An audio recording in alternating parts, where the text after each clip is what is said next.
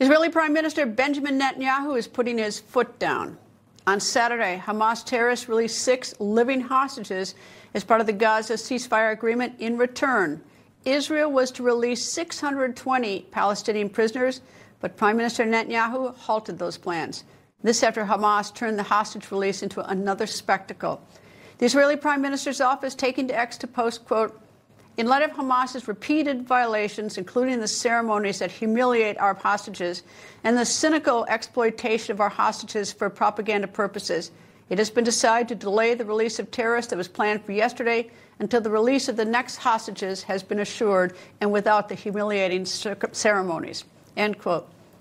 Meanwhile, Israel is building up its military presence in the West Bank. Yesterday, for the first time in 23 years, Israel sent tanks into the region. Former Israeli government spokesperson Eylon Levy joins me. Good evening, sir. And first, these despicable celebrations that Hamas is showing to humiliate the release of hostages. Your thoughts on this and the fact that now Prime Minister Netanyahu is putting a halt on the release of the 600-plus Palestinian terrorist prisoners. Israelis have been horrified to witness the grotesque hostage release parades, including dead baby parades that Hamas has been putting on in the Gaza Strip. Just when you think that the Hamas terror state can't get any lower, we saw that revolting spectacle parading the Bibas children around in coffins with loud music and children invited to attend like it's a family fun day. And then they sent back the wrong body instead of their mother, Shiri Bibas. So Israel is now saying, we demand the release of the hostages who have been murdered in captivity. Hamas is demanding the right to be able to parade those bodies in another family fun day in Gaza.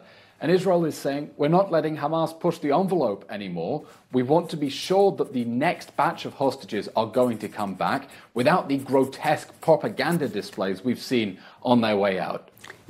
All right, 2 quick questions. How many live hostages do you think that Hamas still holds? Because, Hamas has its boot on Israel's throat, so to speak, because, Israel wants its people home. That's the first thing. The second thing is, in terms of the cheering, is it possible to determine whether the people who are cheering the humiliation of the hostages is by Hamas only or if it's Palestinians? Is it possible to make that determination?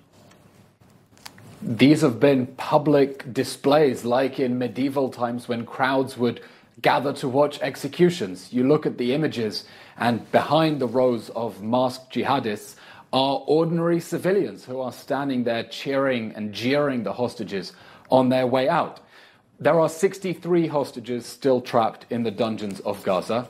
Of those, we know that at least 36 have been murdered in captivity or were murdered on October 7th, and Hamas has still been holding their bodies for a ransom. And that means that for the remaining hostages, up to 27 hostages who could still be alive, there is no time to get them out. The testimonies coming out of the dungeons of Gaza are horrifying.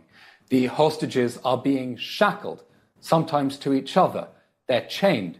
They're being starved. They're being force-fed just before they leave so that they look passable for the cameras. They're being held underground in cold tunnels with no human contact. Some of them came out the other day. They hadn't seen sunlight in nearly 500 days. And so our priority right now is to make sure that Hamas releases all of the hostages. That at the moment is not part of phase 1. Phase 2 should see Hamas release all of the living hostages. But here's where it gets tricky. In phase 2, Israel is supposed to withdraw from the Gaza Strip, but Israel is saying the Hamas terror regime has to relinquish power. The US is backing it on that. The EU is backing it on it, that Hamas should not govern Gaza. But Hamas is insisting that it hold on to the dead bodies of the hostages and that it remain the government of Gaza free to plan more and more October 7th massacres.